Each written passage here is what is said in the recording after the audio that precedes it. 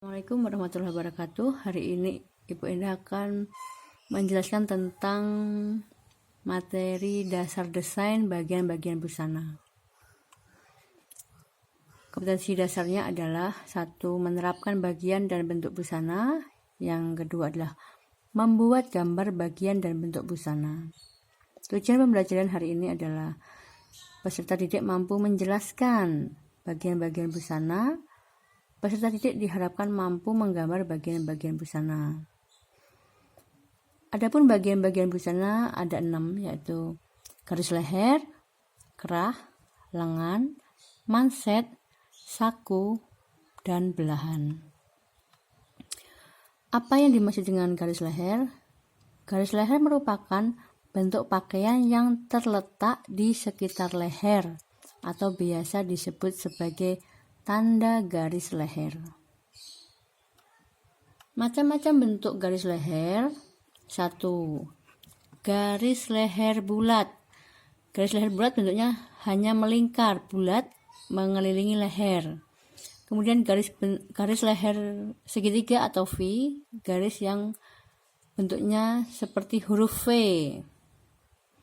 Kemudian garis leher persegi, berarti ada segi 4, bentuknya seperti ini. Kemudian garis leher hati. Garis leher hati ini adalah perpaduan dari garis leher persegi dan garis leher V.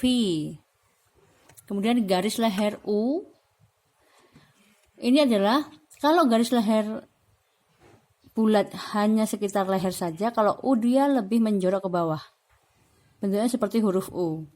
Kemudian garis leher out of shoulder itu adalah garis leher yang melebar sampai ke bahu.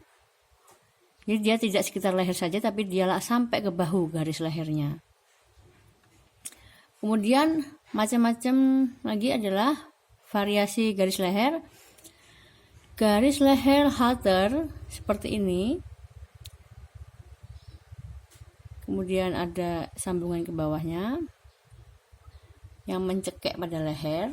Kemudian garis leher kamisol bentuknya seperti ini.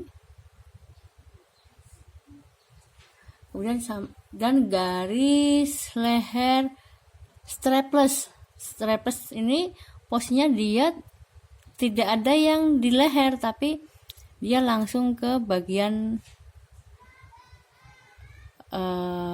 atas dada, ya, seperti kemben, ya.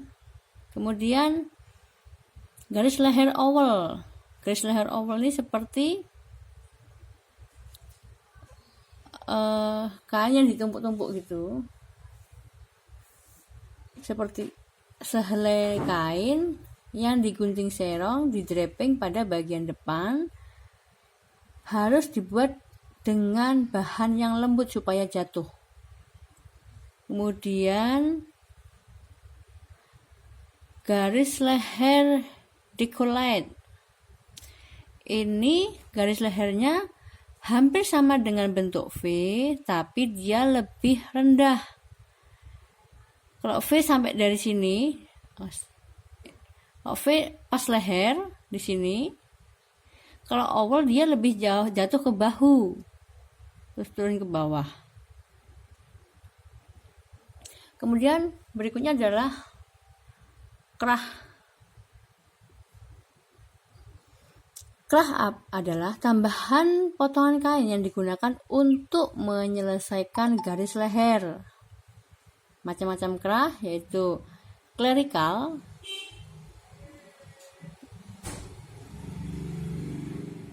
Clerical adalah kerah yang digunting lurus sempit dan berdiri. Berarti dia termasuk kerah tegak atau kerah berdiri. Supaya dapat berdiri dengan baik, maka dilapisi pengeras. Ya. Kemudian bentuk kerah Chinese atau biasa kita sebut dengan kerah Shanghai. Ya. Ini kerah Shanghai juga kerah berdiri. Di dalamnya dia dikasih bahan pengeras supaya tidak jatuh. Kemudian di sini kerah rebah. Kerah rebah ini adalah kerahnya jatuh. Ya. Kemudian turtleneck adalah kerah dengan bentuk tinggi seperti kerah sweater. Kerah Peter Pan seperti kerah rebah, tapi bentuknya bulat. Biasa digunakan untuk pakaian anak. Kemudian kerah notched. Ini biasa digunakan untuk kerah untuk jas laki-laki. Kemudian kerah selendang atau setali. Kemudian kerah klasi yang seperti baju Popeye. Depannya lurus, depannya V, belakangnya persegi 4.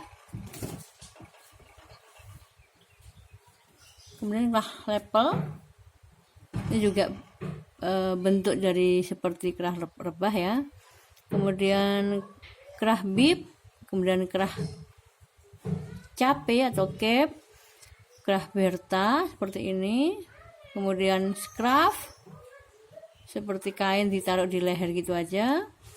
Kemudian kerah surplice seperti kerah setali tapi kerah yang garis penutupnya melampaui tengah muka.